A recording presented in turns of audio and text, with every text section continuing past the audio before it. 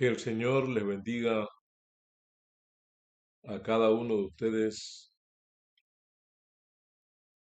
en esta hora tan importante de la historia. Queremos reflexionar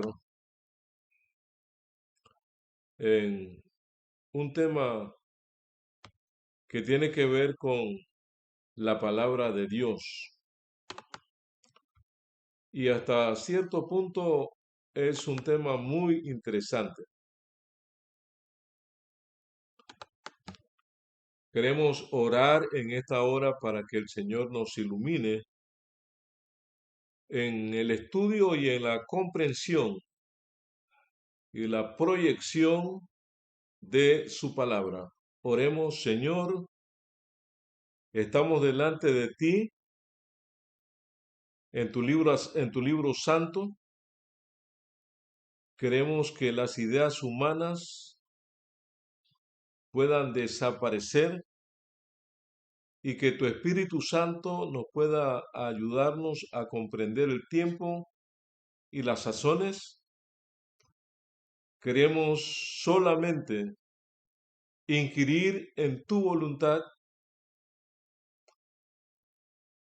Quita el sensacionalismo y permite que tu palabra brille como tú lo has expresado siempre.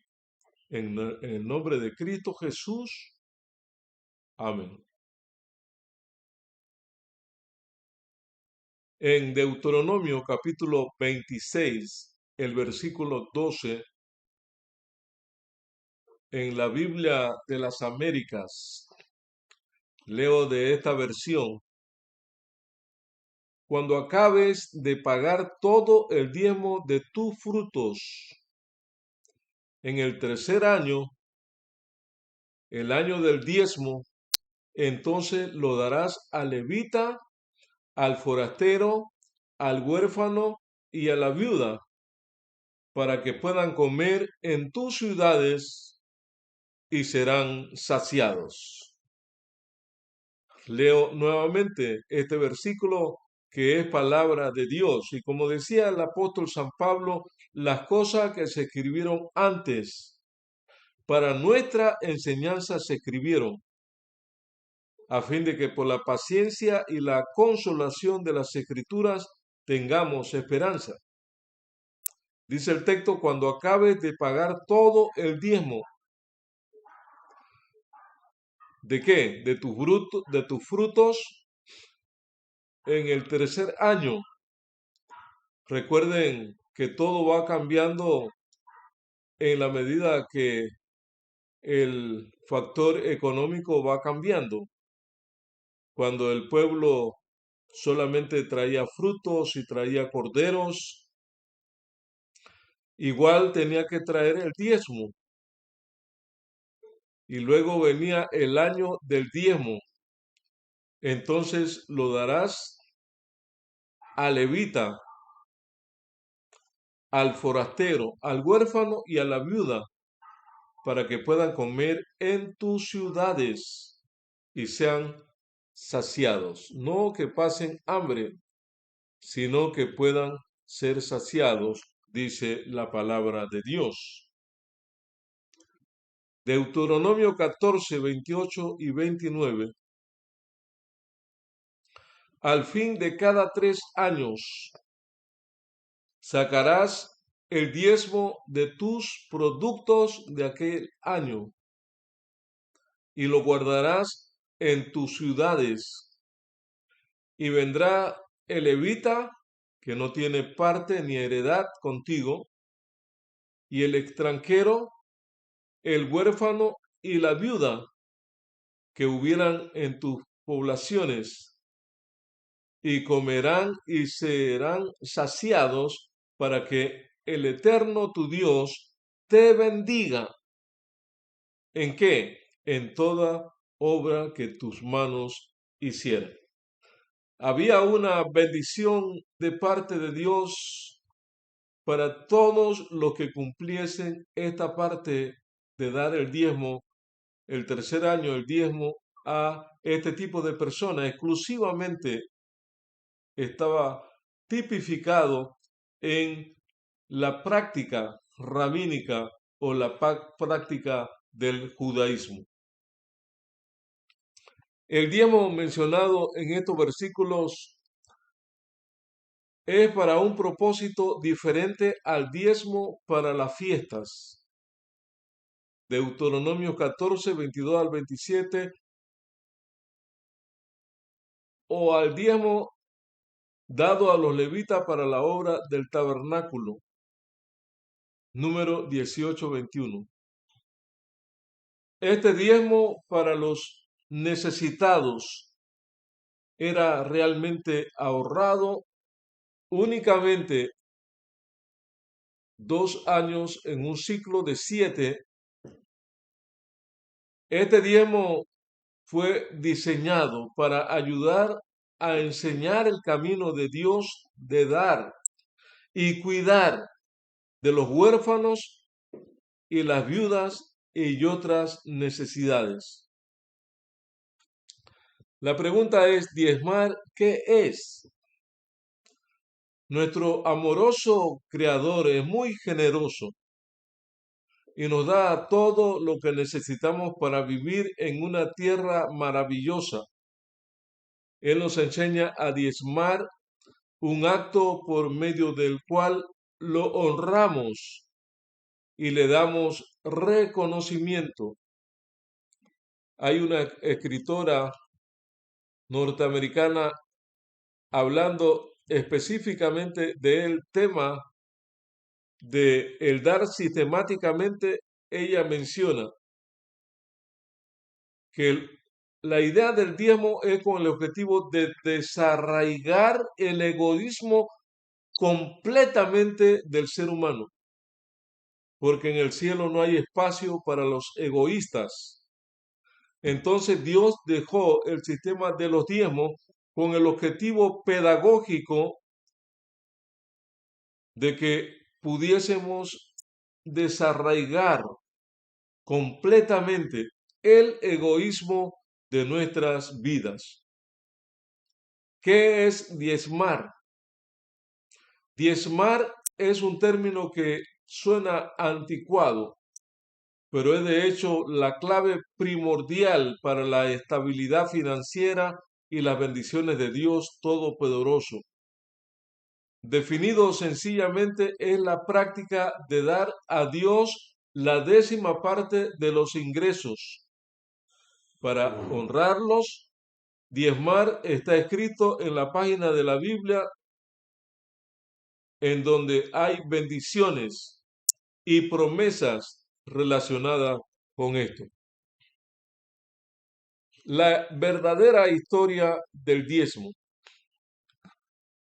El diezmo tiene una historia variada y definida.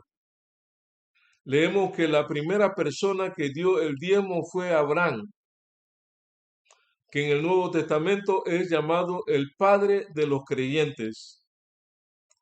Veamos lo que él hizo al regresar de la batalla.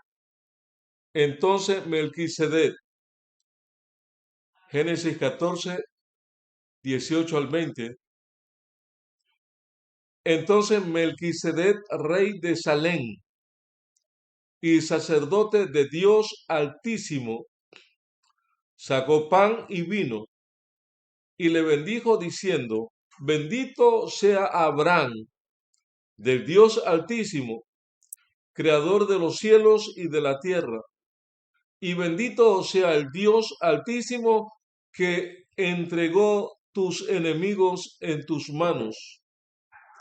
Y le dio a Abraham los diezmos de todo. Es impresionante que este sacerdote llamado Melquisedec, rey de Salem, era un sacerdote del Dios Altísimo, a quien Abraham le entregó todos los diezmos. Entonces hay un texto más que sigue diciendo, entonces Melquisedec, rey de Salem y sacerdote del Dios Altísimo, sacó pan y vino y le bendijo diciendo, bendito sea Abraham, del Dios Altísimo, creador de los cielos y de la tierra, y bendito sea el Dios Altísimo que entregó tus enemigos en tu mano y le dio a Abraham los diezmos de todo. Lecciones del ejemplo de Abraham. Veamos algunos detalles interesantes en este relato. Primero, Abraham, que en ese entonces se llamaba Abraham, todavía no era padre. Abraham era el nombre en singular, Abraham cuando llegó a ser padre. Diezmó aún en medio de la inestabilidad y los problemas. Era un momento de gran conflicto entre las ciudades, estados del mundo antiguo. Lot, el propio sobrino de Abraham, se vio involucrado en estos conflictos y fue necesario que lo rescataran, de acuerdo a Génesis 14 al 16, 14 al 16. La Biblia en la Reina Valera menciona, oyó Abraham que su pariente estaba prisionero y armó a sus criados, los nacidos en su casa, 318, y los siguió hasta Dan, y cayó sobre ellos de noche, él y sus siervos, y les atacó y le fue siguiendo hasta Oba, al norte de Damasco, y recobró a todos los bienes y también a Lot, a los parientes y sus bienes y las mujeres y demás gente. Sin embargo, el hecho de que fueran pocos o épocas difíciles no hizo que dejara de dar el diezmo. Y esa es una gran lección de fe, de confianza, de entrega para los cristianos hoy en el siglo XXI. Segundo, Abraham diezmó a un sumo sacerdote de Dios llamado Melquisedec. Versículo 18, en el Nuevo Testamento se habla mucho acerca de Melquisedec.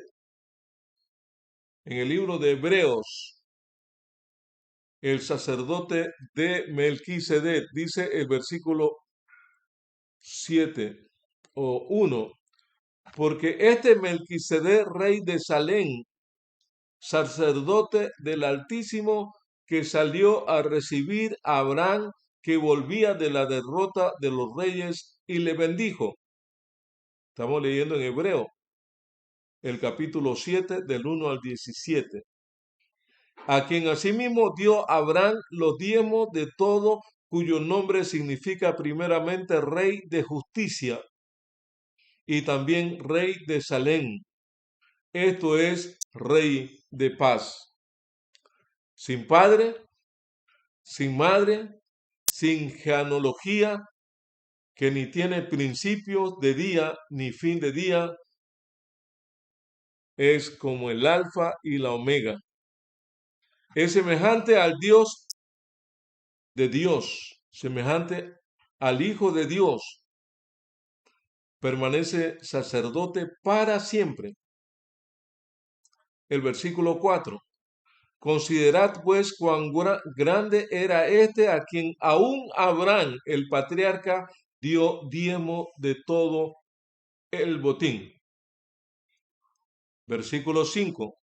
Ciertamente los que de entre los hijos de Leví reciben el sacerdocio tienen mandamiento de tomar del pueblo los diezmos, según la ley es decir, de sus hermanos, aunque estos también hayan salido de los lomos de Abraham. Pero aquel cuya genealogía no es contada de entre ellos, tomó de Abraham los diezmos y bendijo al que tenía las promesas. Versículo 7. Y sin discusión alguna, el menor es bendecido por el mayor. Y aquí ciertamente reciben los diezmos hombres mortales, pero allí uno de quien se da testimonio de que vive. Y por decirlo así, en Abraham pagó el diezmo también Leví, que recibe los diezmos. Porque aún estaba en los lomos de su padre cuando Melquisedec le salió al encuentro. Si pues, versículo 11, la perfección fuera por el sacerdocio levítico, porque bajo él recibió el pueblo la ley, ¿qué necesidad habría aún de que se levantase otro sacerdote según el orden de Melquisedec y que no fuera llamado según el orden de Aarón? Porque cambiaron el sacerdote, necesario es que haya también cambio de ley.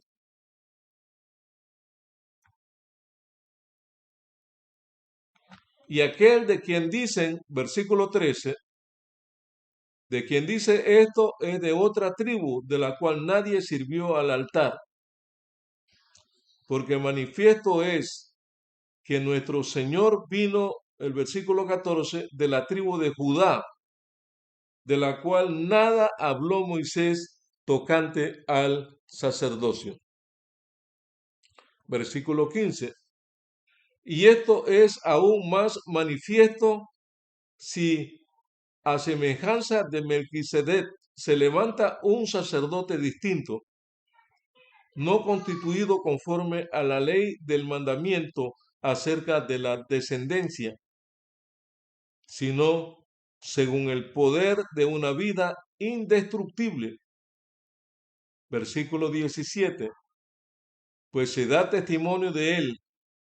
Tú eres sacerdote para siempre, según el orden de Melquisedec. Y de su ministerio. Para nuestro propósito, sin embargo, debemos resaltar el hecho de que Abraham le dio el diezmo a alguien que era verdaderamente siervo de Dios y lo representaba. Al hacer esto, sentó un precedente para nosotros hoy, ordenado y practicado. Más tarde leemos que otro de los patriarcas, llamado Jacob, le dio el diezmo a Dios en Génesis 28-22. Y esta piedra que he puesto por señal será casa de Dios, y de todo lo que me dieres, sin falta, el diezmo apartaré para ti. Después de esto, con la formación del pueblo de Israel, Dios le ordenó a su pueblo que le diera el diezmo. Leemos en Levítico 27:30. Y todo el diezmo de la tierra, tanto de la semilla de la tierra como del fruto de los árboles, es de Jehová. Es cosa consagrada a Jehová. En Números 18:21 dice, y aquí yo he dado a los hijos de Leví todos los diezmos en Israel por heredad, por su ministerio, por cuanto ellos sirvieron en el ministerio del tabernáculo. Este sistema fue el que hizo posible la administración de la nación, tanto en cuanto al sacerdote como en asuntos legales. Cuando el Antiguo Testamento estaba próximo a terminar, un profeta de Dios pronunció unas duras palabras en contra del pueblo de Dios por su reiterada falla en cuanto al diezmo. Veamos las palabras de Dios registradas por el profeta Malaquías. ¿Robará el hombre a Dios? Pues vosotros me habéis robado y dijisteis, ¿en qué te hemos robado? En vuestros diezmos y ofrendas. Malditos sois con maldición, porque vosotros, la nación toda, me habéis robado. Traed todos los diezmos al alfolí y ya haya alimento en mi casa. Y probadme ahora en esto, dice Jehová el Eterno, si no os abriré las ventanas de los cielos y derramaré sobre vosotros bendiciones hasta que sobreabunden. Malaquías 3, del 8 al 10. Hay una pregunta: ¿robar a Dios? Estas palabras son fuertes, pero resaltan el hecho de que el diezmo pertenece a Dios, aquel que nos da la fuerza y la inteligencia, la vida misma. No diezmar es robarle a nuestro Creador. También vemos que el diezmar trae bendiciones cuando involucramos a nuestro Creador en nuestros asuntos financieros. Él se convierte en nuestro socio y garante. Luego, Él nos bendice y asegura nuestra estabilidad económica. En el Nuevo Testamento, Jesucristo, el Salvador, subrayó la importancia del diezmo cuando afirmó: «Ay de vosotros, escribas y fariseos hipócritas, porque diezmáis la menta y el eneldo y el comino y dejáis lo más importante de la ley, la justicia, la misericordia y la fe». Esto era necesario hacer sin dejar de hacer aquello. Mateo 23, 23.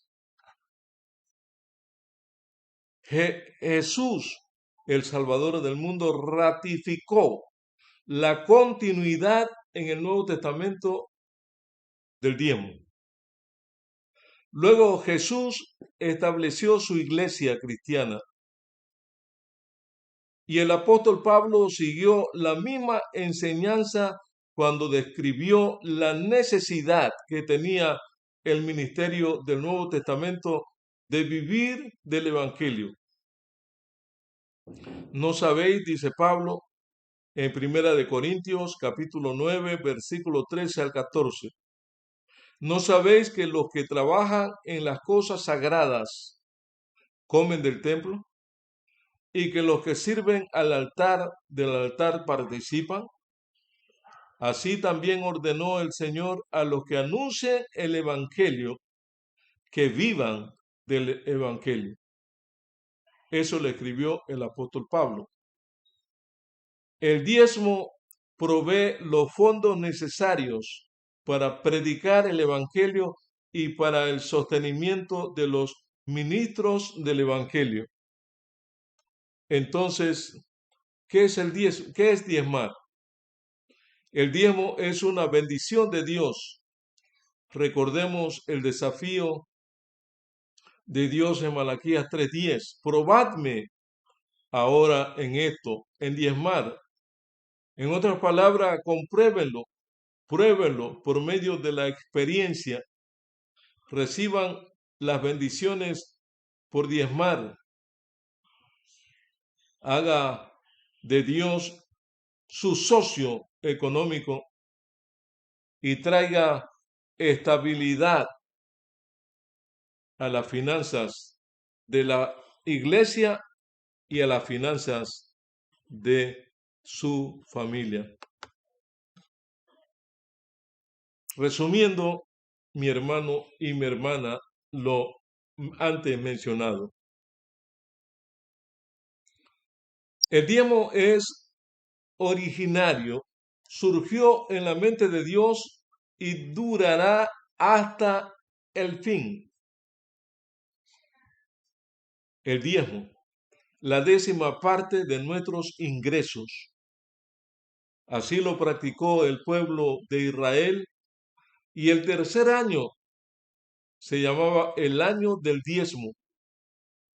Igualmente, el pueblo apartaba ese diezmo para que todos los huérfanos, los extranjeros, las viudas, las personas desamparadas del pueblo, y que eran muchos y que son muchos en toda época, pudiesen comer hasta saciarse. La pregunta que nos formulamos es la siguiente: ¿a quién le corresponde cumplir este mandato del Señor? ¿Le corresponde a la misión? ¿Le corresponde a la iglesia? ¿O le corresponde a usted, el miembro dadivoso y sistemático? Y allí está ahora la seria pregunta. Y por lo que yo he entendido, hermanos y hermanas, que el tercer diezmo del tercer año se sacaba para ayudar a los necesitados.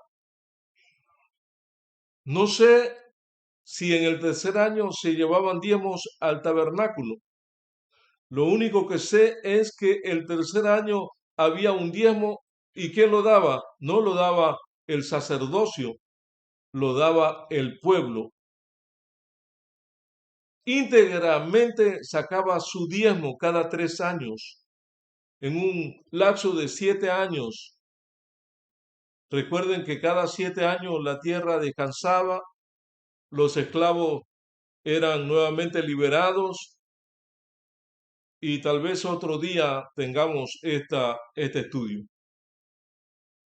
Pero lo cierto es que se necesita llevar una matemática exacta para poder cumplir con este mandato.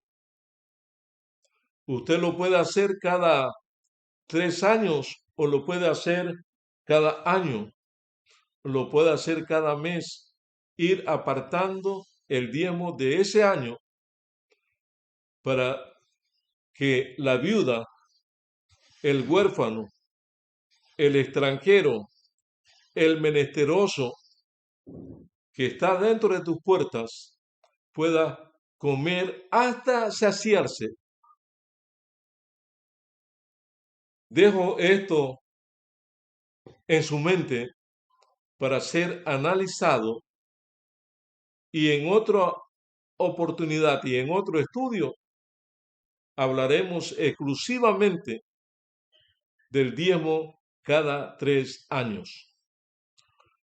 Lo que hemos pretendido en este momento es resaltar la importancia del diezmo, y que el diezmo es de origen divino y permanecerá por siempre, dijo Jesús, dijo el apóstol Pablo, hasta que arribemos a las fronteras de la Canaán celestial.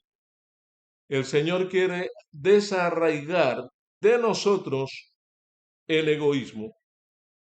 ¿Quieres tú ponerte en armonía con Dios? Tú que habías estado reteniendo tu diezmo y que no habías estado devolviendo tus ofrendas, tu pacto, para el buen funcionamiento del ministerio y de la iglesia, sin obviar la responsabilidad que tenemos con el prójimo. Y esa responsabilidad la tenemos nosotros y la tiene todo el mundo. Nadie escapa de esta responsabilidad. Querido hermano y hermana, permitamos que sea el Espíritu Santo el que nos guíe para poder hacer únicamente la voluntad del Señor. ¿Quieres orar conmigo? Bendito Señor, estamos frente a una disyuntiva.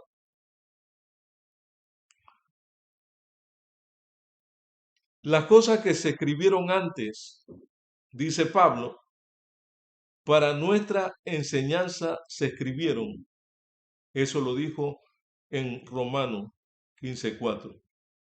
A fin de que por la paciencia y la consolación de las Escrituras tengamos esperanza. Querido Dios, queremos armonizar con tus designios, con tu voluntad. No queremos ser críticos, queremos ser, como dice Santiago, no solamente oidores olvidadizos, sino hacedores de la santa palabra de Dios. Querido Dios, permite que la iglesia y cada amigo y hermano en los 6 continentes de habla hispana, al escuchar el tema, al reflexionar, al meditar, tu Espíritu Santo les pueda permitir comprender y llegar a una conclusión que esté en armonía con tu santa palabra. En el nombre de Cristo Jesús. Amén y amén.